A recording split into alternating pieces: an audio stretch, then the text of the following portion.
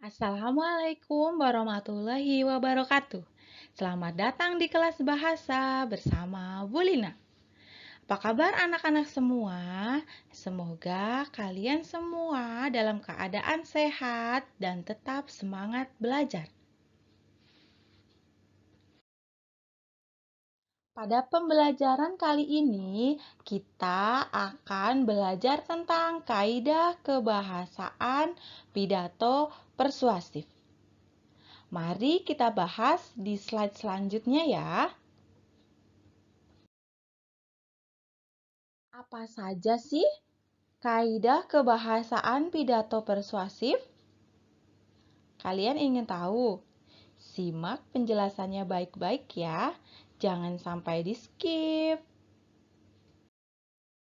Anak-anak, kaidah kebahasaan pidato persuasif yang pertama adalah kalimat aktif. Kalimat aktif adalah kalimat yang subjeknya melakukan pekerjaan. Kalimat aktif dibagi menjadi dua, yaitu kalimat aktif transitif dan kalimat aktif intransitif. Kalimat aktif transitif adalah kalimat aktif yang predikatnya memerlukan objek. Contoh, kucing itu melompati pagar. Kucing berposisi sebagai subjek, melompati predikat, pagar objek. Ya, jadi sekali lagi, kucing itu adalah berposisi sebagai subjek, melompati adalah predikat, dan pagar adalah objek. Nah, jadi predikat di sini, kata melompati di sini, dia memerlukan objek. Nah, kita cek, kucing itu melompati. Melompati apa? Berarti di sini butuh objek, yaitu pagar. Dan yang kedua adalah kalimat aktif intransitif. Kalimat aktif intransitif adalah kalimat aktif yang tidak memerlukan objek. Contohnya, kami bermain di tanah lapang. Kami berposisi sebagai subjek, bermain predikat, di tanah lapang adalah objek. Bukan objek. Di tanah lapang adalah keterangan, yaitu keterangan tempat. Jadi kalian bisa lihat di sini, kalimat aktif intransitif, predikatnya tidak memerlukan objek. Contoh lain, dia bernyanyi. Nah, cukup dia sebagai subjek, bernyanyi adalah predikat, tidak perlu memerlukan objek. Kedua adalah kata tugas. Kata tugas di sini terdiri dari kata depan dan kata sambung. Mari kita bahas satu per satu. Adalah kata depan. Ya, kata depan disebut juga sebagai preposisi. Nah, kalian harus mengetahui kaidah penulisan kata depan.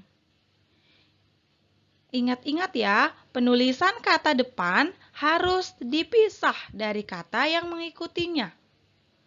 Contoh kata depan. Ada kata di, ke, dari, pada. Contoh, di sana, di samping, di antara. Penulisannya terpisah ya. Di spasi sana. Di spasi samping, di spasi antara. Jadi penulisan kata depan itu, kata depan di itu dipisah dari kata yang mengikutinya. Kemudian kata ke mana? Harus dipisah, ke spasi mana? Ke depan, ke spasi depan. Kemudian kata dari mana? Katanya juga terpisah ya, dari spasi mana. Kemudian pada hari Minggu, pada suatu hari, pada saat itu. Penulisannya juga sama, harus terpisah. Kita lihat contoh pada kalimat. Rani sudah tinggal di Jakarta puluhan tahun lamanya.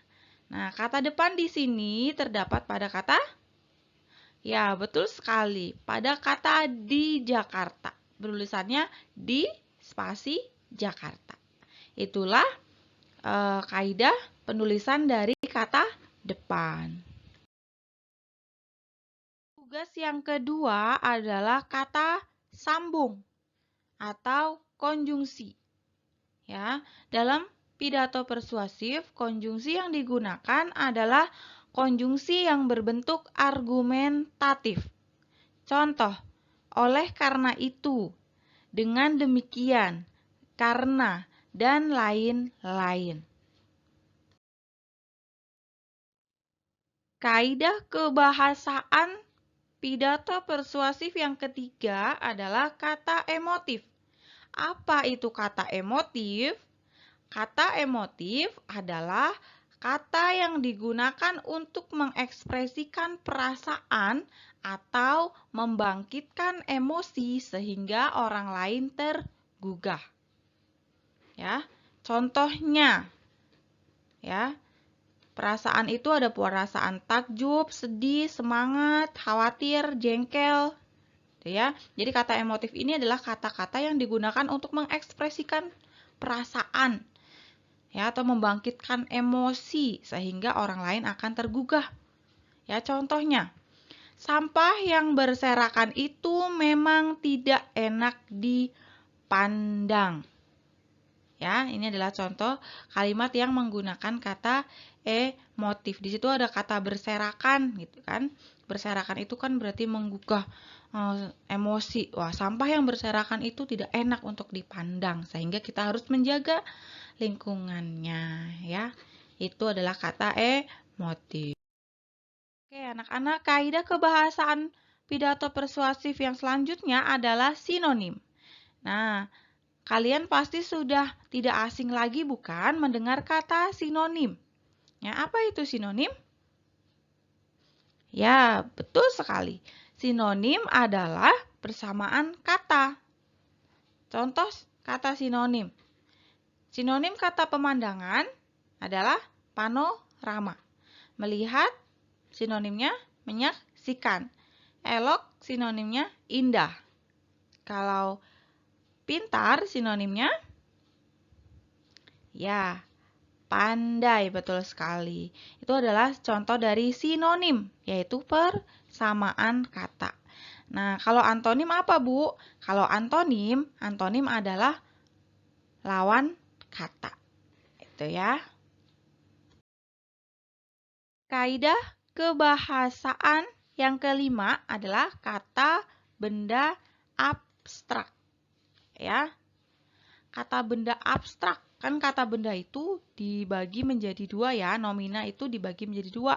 Ada kata benda abstrak dan kata benda konkret. Ya, kalau kata benda abstrak itu kan kata benda yang menyatakan bendanya yang sifatnya abstrak atau tidak terwujud atau tanpa wujud ya. Itu kata benda abstrak. Tapi kalau kata benda konkret itu merujuk pada benda yang dapat ditangkap oleh panca indera. Ya, contoh kata benda abstrak di sini ide, ilmu, kebahagiaan, harapan, dan lain-lain. Itu contoh kata benda abstrak. Kalau contoh kata benda konkret, kalian pasti tahu dong. Misalkan ada meja, kursi. Jadi kata benda konkret itu yang merujuk pada kata benda yang dapat ditangkap oleh panca indera, dapat dilihat. Kalau abstrak kan tidak dapat. Ya.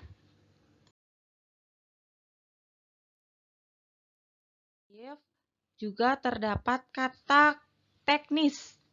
Ya, kaidah kebahasan yang keenam adalah penggunaan kata teknis. Jadi menggunakan kata teknis. Contoh kata teknis banyak sekali ya. Contoh dalam bidang biologi. Di sini kata teknisnya ada habitat, ekosistem, populasi, genus. Itu masuknya ke dalam bidang biologi. Kemudian ada arus listrik, elektron, frekuensi, proton. Dia masuknya ke dalam bidang fisika. Kemudian ada kata-kata teknis, puisi, cerpen, bait, sajak, novel. Dia masuknya ke dalam bidang sastra. Kemudian ada kata teknis hakim, jaksa, terdakwa, tersangka. Dia masuknya ke dalam bidang hukum. Inilah beberapa contoh dari kata teknis. Oke, anak-anak, selanjutnya kaidah kebahasaan pidato persuasif yang ketujuh ada nominalisasi atau pembendaan. Contoh kata nominalisasi ya atau pembendaan ada contohnya di sini. Ada kata dasar dagang, kemudian dia mendapat imbuhan pe atau awalan ya, atau prefix namanya. Dia menjadi pedagang. Kemudian ada kata dasar timbang, dia mendapat akhiran an atau sufiks, ya, dia menjadi kata timbangan. Kemudian ada kata kaya mendapat imbuhan ke an atau konfiks awalan dan akhiran menjadi kata kekayaan. Inilah contoh dari nominalisasi atau pembendaan. Baik anak-anak, sekian pembelajaran bahasa Indonesia pada pertemuan kali ini. Semoga apa yang kita pelajari dapat kalian terima dengan baik dan bisa dipahami.